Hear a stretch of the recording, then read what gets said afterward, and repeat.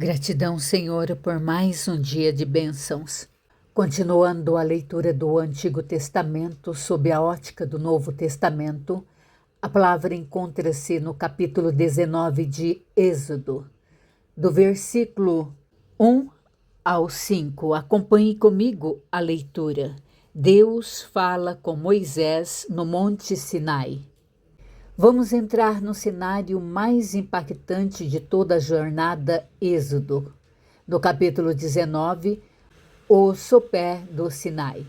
É aqui que o namoro entre Deus e o povo vira um contrato de casamento. Acompanhe a leitura do versículo 1 ao 5. No terceiro mês de saída dos filhos de Israel da terra do Egito, no primeiro dia desse mês, vieram ao deserto de Sinai. Tendo partido de Refidim, vieram ao deserto de Sinai, no qual se acamparam. Ali, pois, se acampou Israel em frente do monte.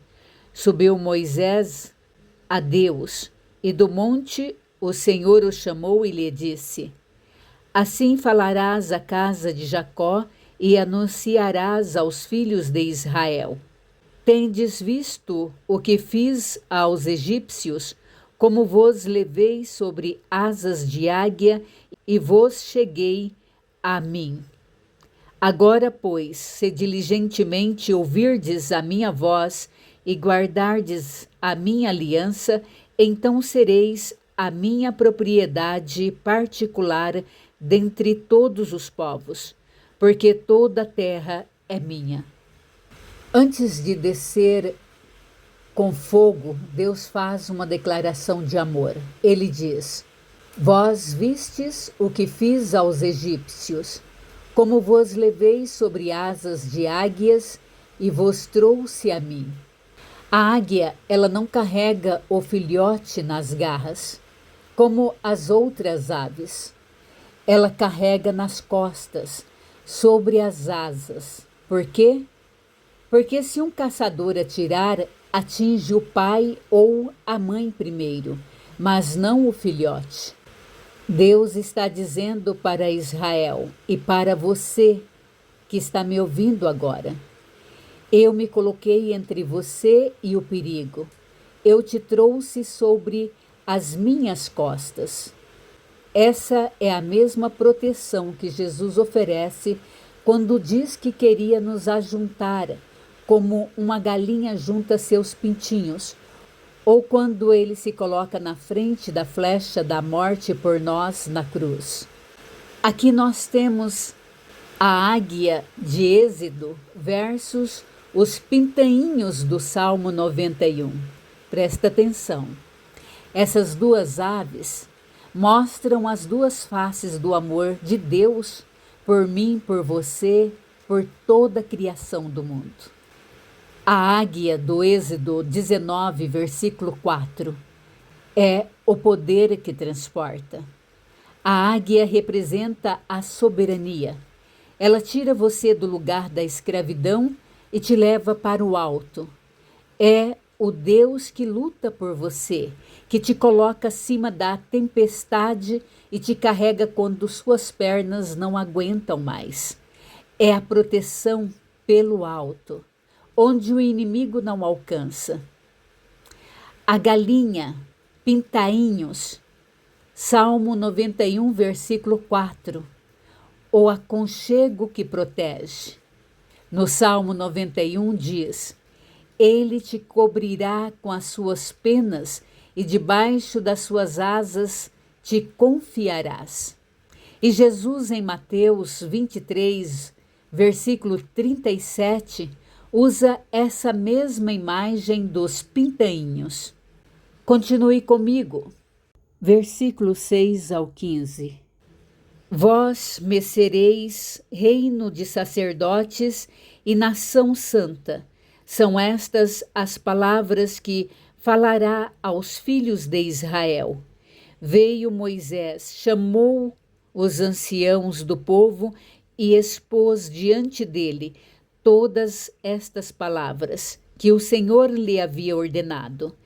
Então o povo respondeu a uma: tudo o que o Senhor falou, faremos. E Moisés relatou ao Senhor as palavras do povo.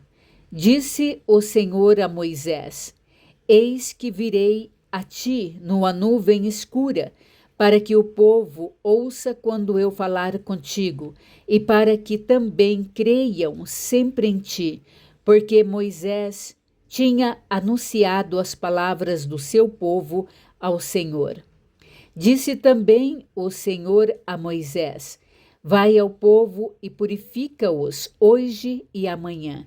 Levem eles as suas vestes e estejam prontos para o terceiro dia, porque no terceiro dia o Senhor, à vista de todo o povo, descerá sobre o monte Sinai.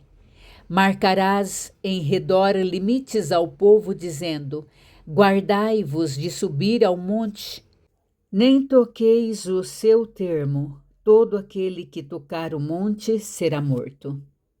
Não, nenhuma tocará neste, mas será apedrejado ou frechado, quer seja animal, quer seja homem, não viverá. Quando soar longamente a buzina, então subirão ao monte. Moisés, tendo descido do monte ao povo, consagrou o povo, e lavaram as suas vestes. E disse ao povo: estai prontos ao terceiro dia, e não vos chegueis à mulher. O reino de sacerdotes. No versículo 6, Deus diz que eles seriam um reino de sacerdotes e nação santa. Ser sacerdote não era para ser um cargo de alguns, mas a identidade de todos. Todos deveriam ter acesso direto a Deus. No Novo Testamento, 1 Pedro, capítulo 2, versículo 9, Pedro usa exatamente as mesmas palavras. Vós, porém, sois raça eleita, sacerdócio real, nação santa. O plano original de Deus no Sinai é o mesmo plano de Jesus hoje: tirar o intermediário e fazer de você uma morada viva do Espírito. Continue comigo do versículo 16 ao versículo 19. O terceiro dia e o som da trombeta. Ao amanhecer do terceiro dia, houve trovões e relâmpagos, e uma espessa nuvem sobre o monte, e muito forte clamor de trombeta, de maneira que todo o povo que estava no arraial se estremeceu.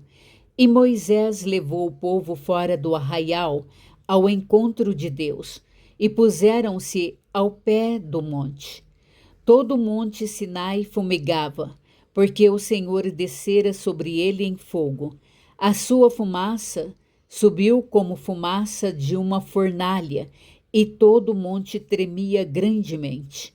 E o clamor da trombeta ia aumentando cada vez mais. Moisés falava e Deus lhe respondia no trovão. No terceiro dia houve trovões, relâmpagos e uma nuvem espessa. Aqui nós temos a matemática do 3. Sempre que o 3 aparece, algo novo está nascendo ou ressuscitando. O Sinai é o nascimento da nação. O terceiro dia de Jesus é o nascimento da igreja. Isso nos leva à ressurreição. O medo do povo tremeu.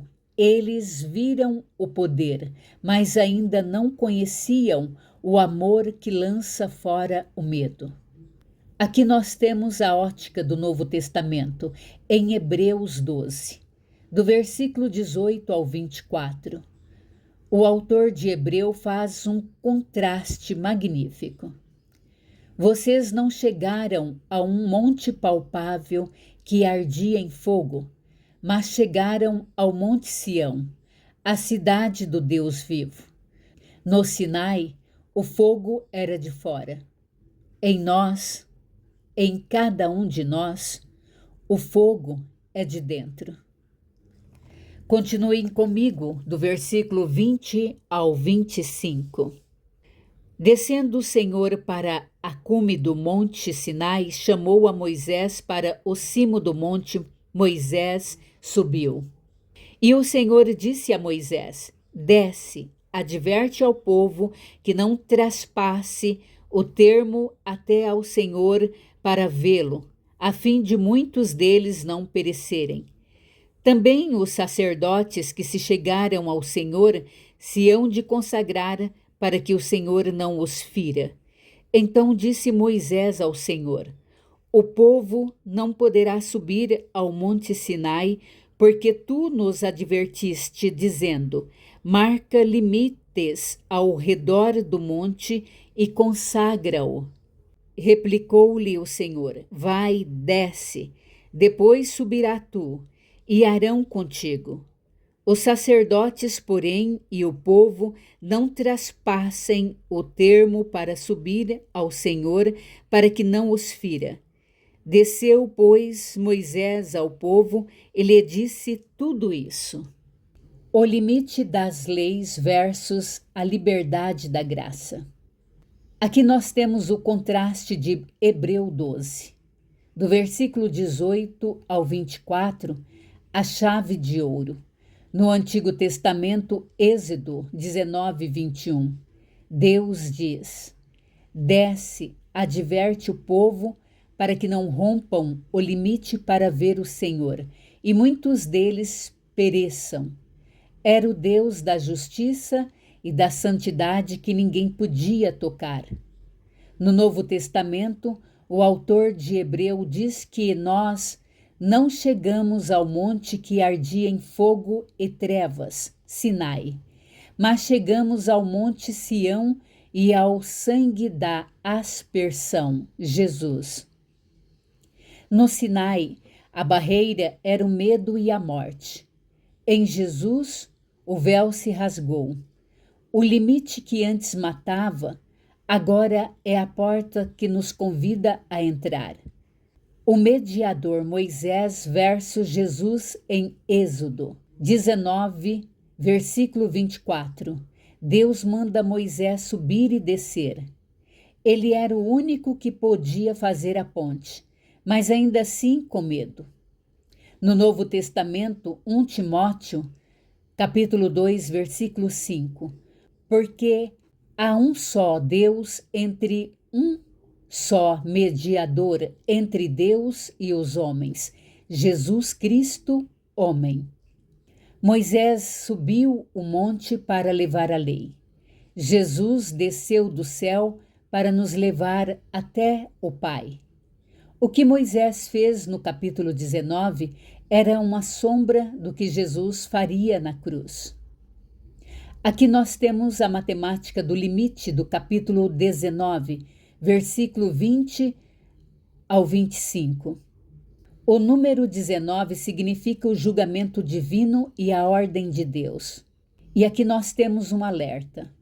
Deus repete o aviso para não romperem o limite. O Logos.